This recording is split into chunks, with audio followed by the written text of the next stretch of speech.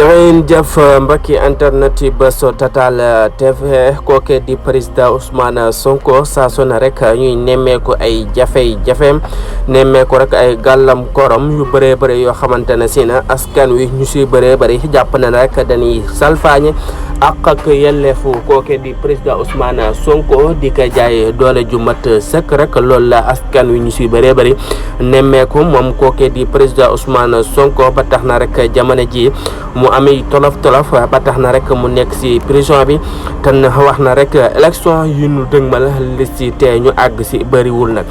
kookee nag di président Ousmane Sonko am jafe-jafe bokk sa ndaxte nag dañ ne rajo nas ko génn rek si liste électorale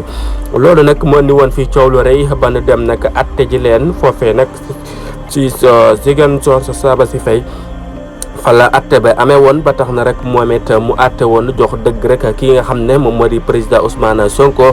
wax na rek nas ka dellawaat ci liste électorale yi loolu nag taxul ñu delloo ko si ba tax na rek muy wëy di ami jafe-jafe